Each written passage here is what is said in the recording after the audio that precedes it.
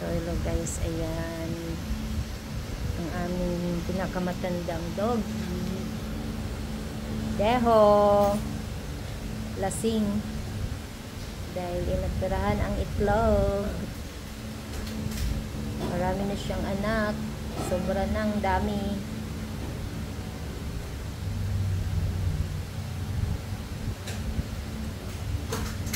Ang bagong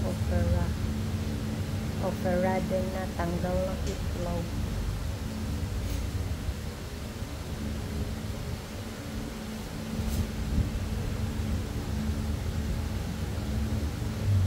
Gusto niyang umano, no?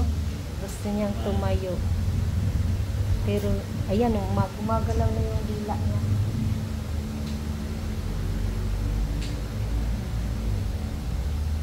Lakas talaga ni Deho. Deho!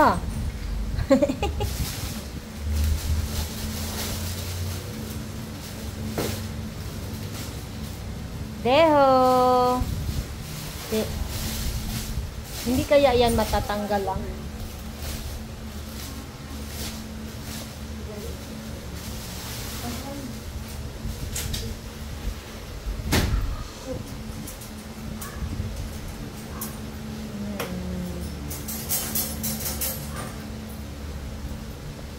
Gusto niyo ma'am sa bahay na ilagay yung phone niya? Oh, doon na lang. Para Kasi ano pa siya? lasing pa naman siya. Oo. Hindi pa niya alam yan.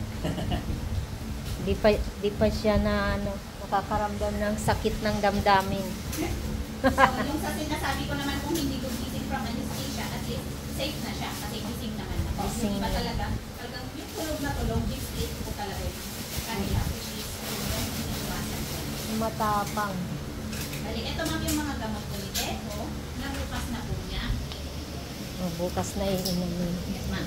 So ito Yan po yung pala. magiging antibiotic po niya. Opo. Since 17 kilos po siya, isa't kalahati ma'am yung kailangan niya sa umaga, tapos isa't kalahati sa hapon. Kailangan niya matapos ng 7 Araw. Then, itong Tecpyrin ma'am, ito yung magiging pain reliever po niya. At the same time, anti-inflam na sa mamaga. 2 ml ma'am, twice a day for 5 days. So, itong dalawang iinumin ma'am, mas maganda, may laman ma'am yung tiyan niya ha. So, kailangan kumain muna siya bago bigyan ng gamot. Pero Ano kadalas, yung morning? pwede ma'am, morning, afternoon po. Pwedeng magsabay itong dalawang ito. Okay. Tapos, kadalasan, ngayong araw na to, baka hindi rin siya kakain kasi nakakaramdam pa ng kirot, masakit pa po siya. Normal lang naman po yan. Okay. Then, itong ayusin ko, 2 to 3 times a day na isprayhan sa kanyang sugat for 7 days. Then, Okay. after 7 days, ma'am, sa next na Saturday, balik po siya tatanggalin ng tahi. Tahi. Bali, for 8 or 5. Okay. After Yung 3 hours, 2 to 3 hours po na pwede siyang kumain, ma'am, ha? 2 to 3 hours. Ngayon, pagdating, Yes, ma'am. Huwag niyo muna pakakainin kasi lasing pa. Ang mangyayari dyan, pag pinakain pa, inainom po siya, baka magsuka. Suka. Once na sumuka, baka mapunta po sa lungs niya, magkaroon ng aspiration pneumonia. ganun. Kaya pag gising na siya. Parang pag sa tao, di ba? Pag under anesthesia, hindi ka muna pwedeng kumain. Kailangan nakahiga ka muna ng flat. Hindi mo pwedeng itaas yung ulo mo kasi baka sumuka ka. Okay, sige. Thank you. Ito pa. Kasama na yan. Kasama na. Hindi malagay sa plastic mo. Oo, Ganyan naman ha. Kasi Okay. hindi kakasya sa plastic, baka Ito. ano lang. Ay, sorry. Ganyan pala ang halaga ng ano. Deho. Ganyan ka mahal, Deho. Ito po, sir. Ayun na, di. Kuhanin mo na, di. May record na po kayo dito.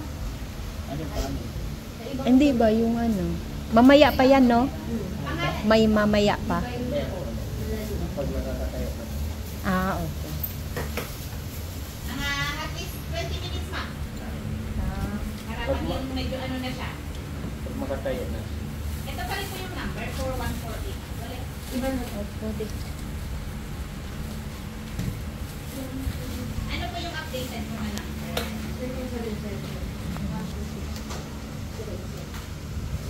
May pangalan na po. Ilan po sila? Isa lang? Copy na lang po muna. Ilan po pinangalan? Gusto na talaga niya tumayo. Babae pa lalaki? Deho. Huwag malikot, ma. Parang wala siya sa sarili. Oh. Wawa naman yan. Mahilon yan.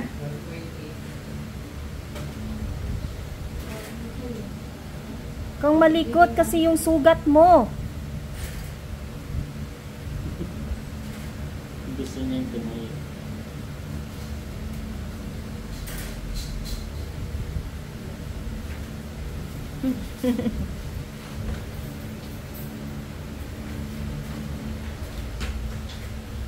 Di, yung ano pa di.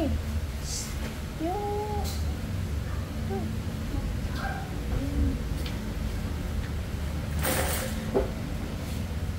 Higa ka lang kasi muna, hindi ka naman iiwan.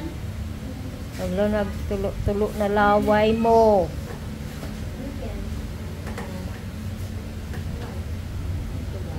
Huwag ka muna malikot, matulog ka na lang. Deho. Bayat mo naman, kapag ka yung ito, pagod siya naman ang meron ka. Oo. Wala na eh.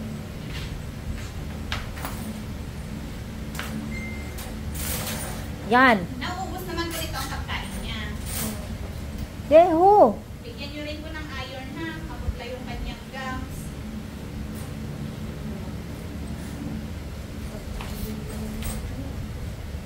Oops. Ano ba naman yan, Deho? Ganyan talaga yan? Yes ma'am, effect yan ng anesthesia. Kasi hindi po nila makontrol yung sarili po. Ano pwede dito? Iron. After 2 weeks ulit yung kanyang. Kawawa naman yan namin, Deho. Deho.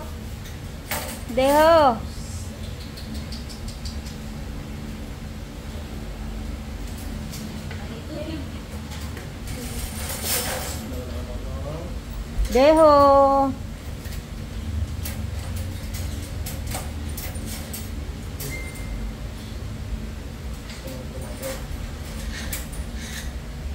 Gusto niya niyang tumayo. Pero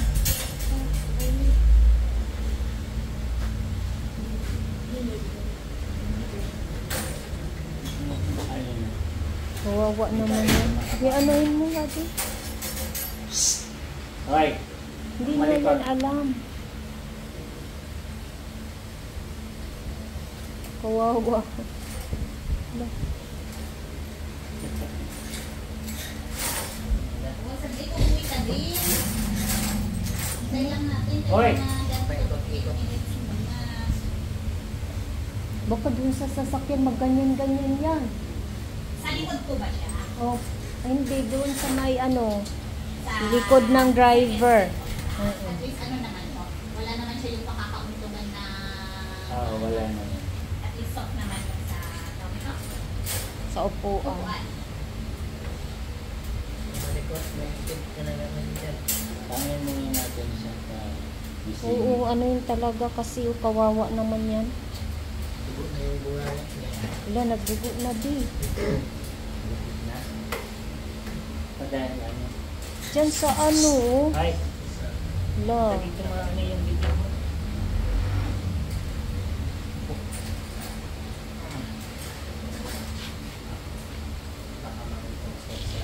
Ayun. Ala. Ay. Dito lang. Yung wipes niya, di kuhanin ko. Ha?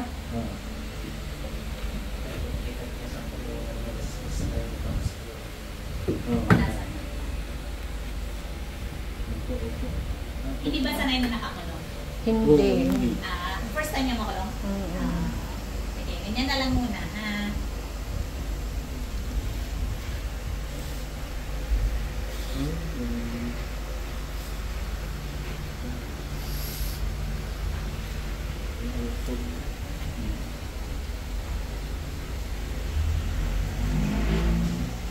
Okay na yan. Huwag ka lang malikot. Sige.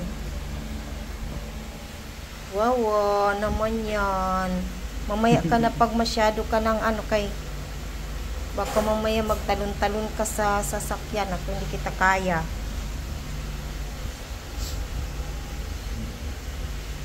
Saan po ba kayo uuwi, ma'am? Diyan lang sa Esperanza, Ay, ibaba. malapit na. Pag ano naman ma'am, para maiwasan na yung tatalon-talon siya, pwede na habang medyo hindi pa siya hindi pa siya yung gano'n na Oo. gising na gising, para hindi kayo mahirapan sa biyahe. Oo. Para habang ano pa, Grow. madali bang hawakan. Kasi mamaya tatalon-talon na siya pa gising na gising. So pwede na yan ngayon? Yes ma'am, kasi gising naman na siya. Yung hindi natin pinapauwi is yung mga talagang tulog pa, hindi pa bumabangon. Yung sa kanya naman, gising naman na siya from anesthesia. So, Gising. Hawakan mo ito dun sa likod. Makaya ko kaya yan. Dahil mo cellphone ko. tulungan mo na lang. Ay, yan. Ayun na pala. Thank you, Doc. Sige ma'am, message Salamat. na lang kayo pag may question. Opo, salamat. Bye.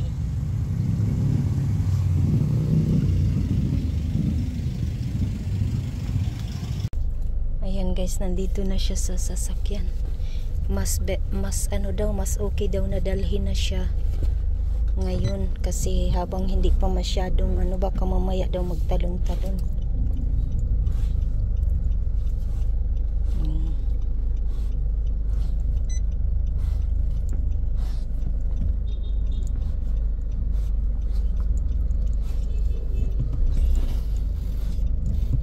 Upo, upo.